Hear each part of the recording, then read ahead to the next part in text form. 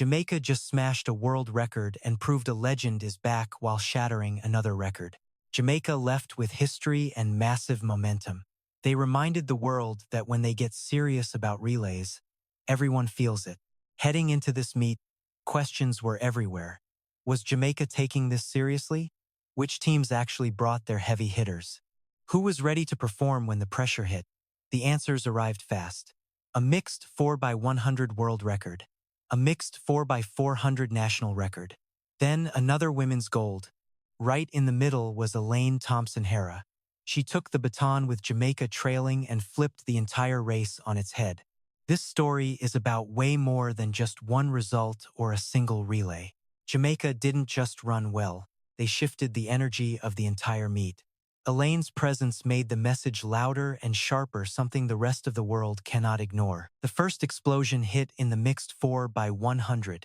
Jamaica announced its presence in the most brutal way possible. First, they clocked 39.99 seconds. They became the first team in history to break 40 seconds. To a casual fan, 40 seconds might just be a number. But look at it like this. It was a wall no one could crack. Jamaica didn't just touch it, they punched straight through. Instead of settling for history, they hit 39.62 in the final. That is not just some minor improvement for track nerds. Dropping from 39.99 to 39.62 is massive.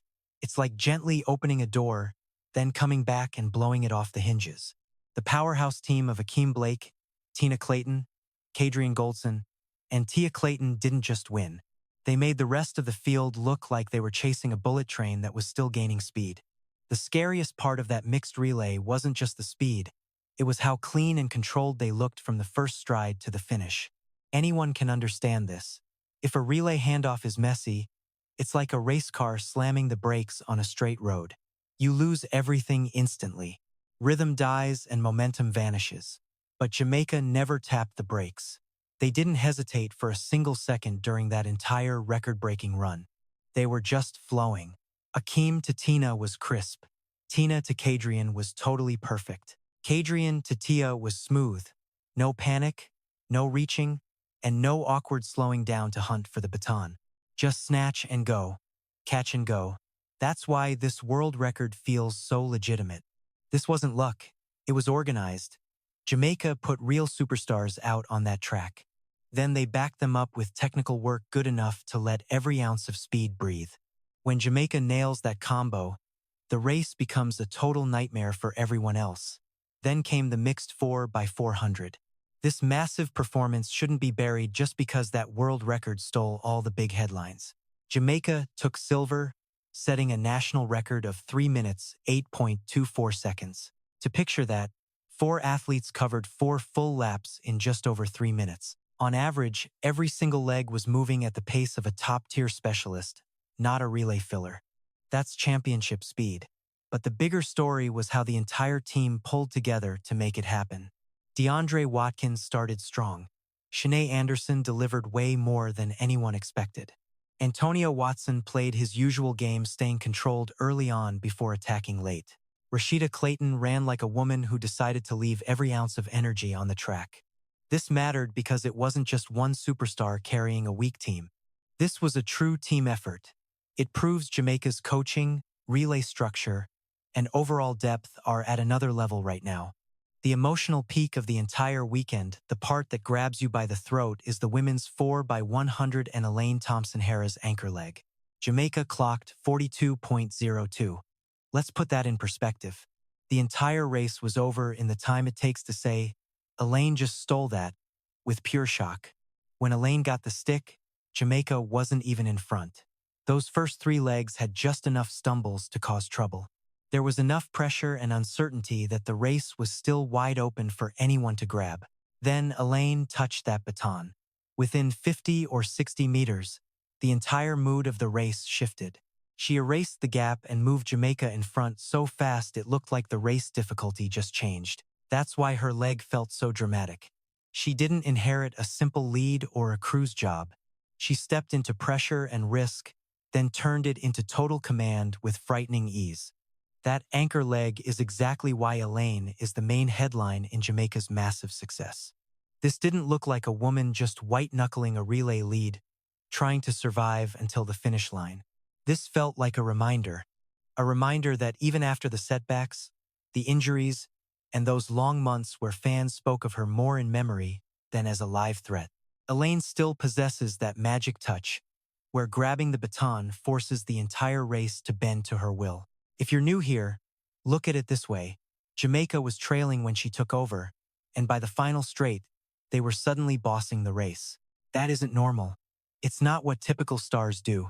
It's the hallmark of an elite closer. That's what legends do. Once fans saw that speed, the talk shifted from Jamaica won the race to wait a second. If Elaine is truly moving like this again, what does that mean for the season and every other sprinter hoping to own this event? Now, to be fair, there was some worry too. We shouldn't ignore that just because the performance was so electric. After the celebrations ended, signs emerged that Elaine may have felt a late twinge. That matters. But the drama comes from the fact that even with that worry, she looked like she had another level ready to burst out. It was like her body told her to chill right as the engine was about to hit a terrifying new speed. It's a wild situation. On one hand, fans are hyped because she looked strong enough to haul Jamaica all the way to a gold medal.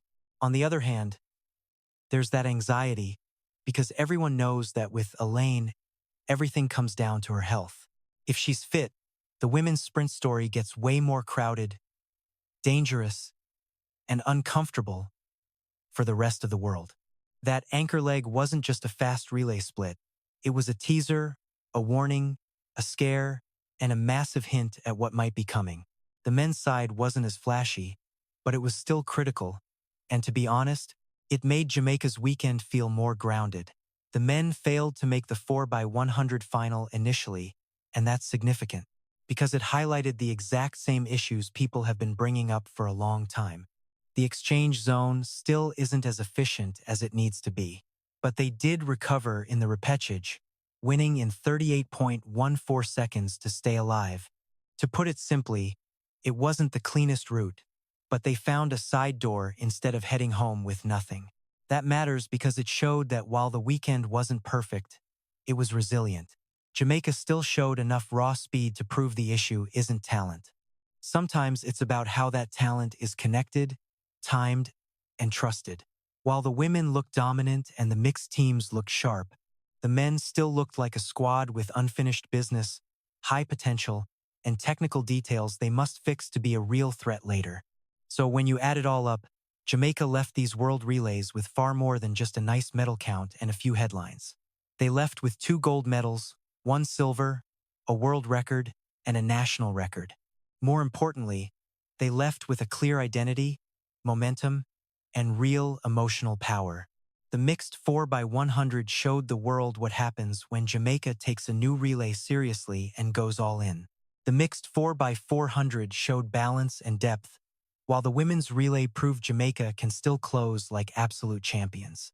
And Elaine Thompson-Herah reminded the world that her presence changes the actual outcome, not just the news cycle. That's the real story. Jamaica didn't just show up to collect medals. They showed up to send a serious warning. And the loudest warning of them all was this: if Elaine is truly back, then Jamaica isn't just winning relay races again. Jamaica might be getting dangerous in a way that makes the rest of the world look over their shoulders and ask some hard questions. Please like, subscribe, and drop a comment below. Thanks for watching.